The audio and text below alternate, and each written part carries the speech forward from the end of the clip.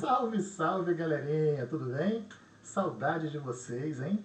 A gente tem muito tempo que não se vê, que não se fala assim, com essa possibilidade de se encontrar e de se ver. Eu continuo não vendo vocês, mas tá aí a minha carinha para a gente poder trocar uma ideia sobre um assunto que é importantíssimo na sequência dos nossos estudos. Nós estamos vendo aí nessas últimas semanas, né? A gente começou a estudar sobre as características, né, regionais, sobre a organização política brasileira, político-administrativa.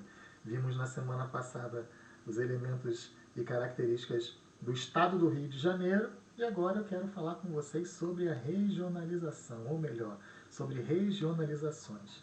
Nós vamos, sem mais delongas, iniciar essa nossa aula. Vou diminuir aqui a minha presença na tela para vocês poderem acompanhar pela apresentação que vai estar aí do lado. Vou deixar minha carinha aqui do lado também para vocês poderem acompanhar cada passo que nós vamos ver. Bom, primeira coisa que nós temos que dizer é o seguinte: nós vamos estudar sobre regionalização. Para falar sobre regionalização, eu tenho que entender o porquê que é preciso dividir esse país que é o Brasil em regiões. Por que se faz isso, né? O Brasil, como a gente já está cansado de ouvir dizer, o Brasil é um país que tem um tamanho muito grande, a sua extensão territorial, tanto de norte a sul, quanto de leste a oeste. Vocês lembram que a gente estudou sobre os pontos extremos do Brasil, extremo norte, extremo sul, leste e oeste. Então, essas grandes distâncias, né, fazem com que seja importante dividir o Brasil em regiões para entender o tamanho desse problema, ou melhor, o tamanho das características, a grande diversidade que existe dentro do Brasil. Então, o Brasil tem dimensões continentais, o Brasil tem um território bastante grande, e dentro desse território grande existe uma grande diversidade, tanto de tipos de clima, que vocês estudaram no ano passado com certeza, em relação à fauna, os tipos de espécies animais, flora, as espécies vegetais, as características de relevo que a gente lembrou agora há pouco. Então, o Brasil é um país que apresenta uma diversidade de paisagens e de espécies vivas. O Brasil, pelo fato de ter um território tão grande, também apresenta uma grande riqueza mineral, os recursos minerais, é rico em minério de ferro, bauxita, uma série de elementos que inclusive garantem recursos a partir da exportação desses materiais. O Brasil tem uma grande riqueza hídrica, 12% mais ou menos da água no mundo está localizada no nosso país, o que é uma quantidade bastante significativa, inclusive. O Brasil tem uma grande extensão, um grande tamanho nas suas fronteiras, tanto marítimas, né, no contato com o Oceano Atlântico ali, quanto também nas fronteiras territoriais com os nossos países vizinhos aqui na América do Sul.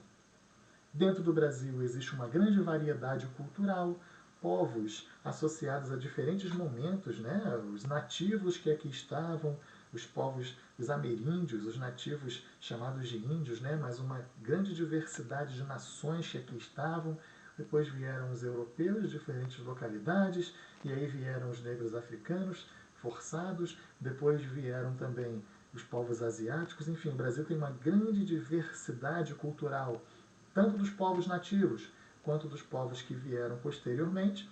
O Brasil, além dessa fronteira marítima, também tem uma grande faixa litorânea, que tem um peso muito grande, inclusive, para o reconhecimento lá fora do Brasil, né? Não tem como associar o Brasil sem associar as praias de Copacabana, famosas, praias do Nordeste, enfim, a nossa Arraial do Cabo aqui mais pertinho, né, também que chama muita atenção pela beleza e pela atração de turistas. E dentro desse tamanho todo, nós temos também muitos contrastes. Esses contrastes eles passam pelo meio ambiente, eles passam pelos aspectos econômicos, passam pelos aspectos sociais. Dentro do Brasil existe uma diversidade muito grande e também uma diferença muito grande no que diz respeito a acessos e possibilidades, no que diz respeito a desenvolvimento ou não de uma série de fatores. Então, para entender todo esse problema que é um país tão grande, tão diverso, tão cheio de características, de particularidades, de peculiaridades, tão cheio de elementos importantíssimos, é que é importante, para se conhecer todo esse país, se dividir em regiões. Quando nós falamos em regionalização, nós estamos querendo falar em quê? Regionalizar significa dividir, separar, agrupar. O pesquisador ele tem ali um critério, tem uma característica que ele consegue dividir uma área ou um grupo de pessoas. Imagina que na nossa sala eu criasse uma divisão e colocasse pessoas que usam óculos numa parte da sala, pessoas que não usam em outra sala. Qual foi o critério de divisão que eu usei? Usar ou não usar óculos. Se eu fizesse uma divisão na sala, as pessoas que torcem para o Fluminense eu colocasse numa posição, as pessoas que não torcem para o Fluminense eu colocasse em outra posição. Qual foi o critério que eu utilizei? O bom gosto, né? Torce para o Fluminense, tem bom gosto. Não torce pelo Fluminense, não tem bom gosto. Não posso falar isso não, né? A maioria não torce para o Fluminense. Então tá bom. Mas é um critério que eu teria utilizado. Então existe uma série de fatores que possibilitam a divisão. No Brasil não é diferente. Eu tenho diferentes possibilidades para criar diferentes tipos de regiões ou de regionalizações. Então, regionalizar é isso, é dividir, separar em regiões de acordo com algum critério que eu queira utilizar. Quando nós falamos em regionalizações, elas são utilizadas por uma série de fatores.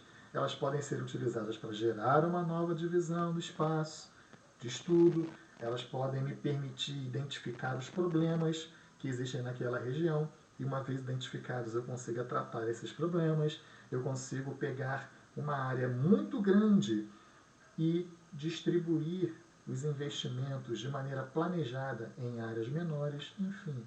A divisão em região ela é muito útil para o pesquisador, ela é muito útil para quem governa, porque ele consegue identificar esses problemas e agir em cima desses problemas. Então, o levantamento de dados e a ação e a transformação, se assim quiser ser feito, né, acaba acontecendo de maneira muito mais tranquila quando se divide em região. Então, regionalizar é dividir em regiões. Eu regionalizo para quê? Para levantar dados, levantar a problemática, levantar as características e conseguir agir na transformação, na melhoria, levar o benefício para essas regiões. Então eu consigo separar por categorias, eu consigo identificar as categorias que unem essas regiões e a partir daí eu consigo agir transformando esses elementos que são elementos importantes. Deixa eu aumentar a minha presença aqui. Tranquilo. Regionalizar, dividir em regiões.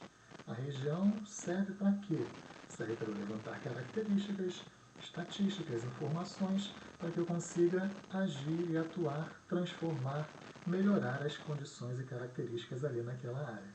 Tranquilo? O Brasil, como é um país muito grande, é importante que se consiga dividir em regiões.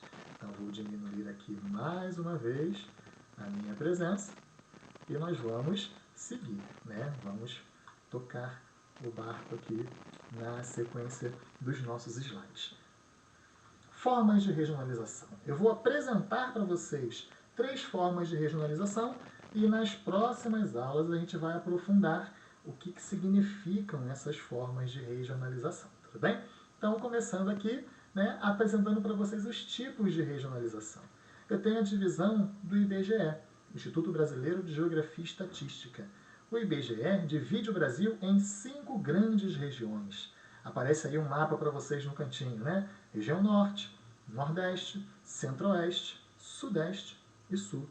O Brasil, na divisão do IBGE, ele é dividido em 5 grandes regiões. E se você for observar ali no mapa, os estados, cada um está dentro de uma região específica. Região Norte, região Nordeste, região Centro-Oeste, Sudeste e Sul. Os limites entre os estados eles são respeitados. O IBGE é aquele órgão que faz as pesquisas, censo, que divulga dados estatísticos e que informa, inclusive, os elementos da economia, os elementos sociais, uma série de fatores a partir dessas pesquisas que são feitas. Existe também a divisão dos complexos geoeconômicos. As grandes macro-regiões geoeconômicas Aí eu tenho outros critérios que vão dividir o Brasil não mais em 5 regiões, como no do IBGE, mas aqui em 3 grandes regiões. Amazônia, Centro-Sul e Nordeste são as grandes regiões agrupadas de acordo com os critérios que foram utilizados para promover a divisão nos complexos geoeconômicos. Eu tenho também a divisão que vai ter como resultado a chamada região concentrada. O professor Milton Santos, professora Maria Laura, criaram uma divisão que vai levar em consideração outros critérios. Aí eu tenho ali região norte, ou Amazônia, nordeste, região centro-oeste, região concentrada, em amarelo aparente no mapa aí, bonitinho. Quais são os critérios que são utilizados para promover todas essas regionalizações? De que maneira eu consigo identificar os elementos dentro de cada uma dessas regiões? Aí nós vamos deixar para a próxima aula, tudo bem? Então, ó, muito bom estar com vocês. Vamos fazer as atividades em cima dessa pequena aulinha aí. Eu já vou mandar o link para vocês também. E aí a gente consegue ter esse primeiro bate-papo e entender as características dessas regiões do Brasil. Beijão com saudades, tá? Tchau, tchau. Até a próxima.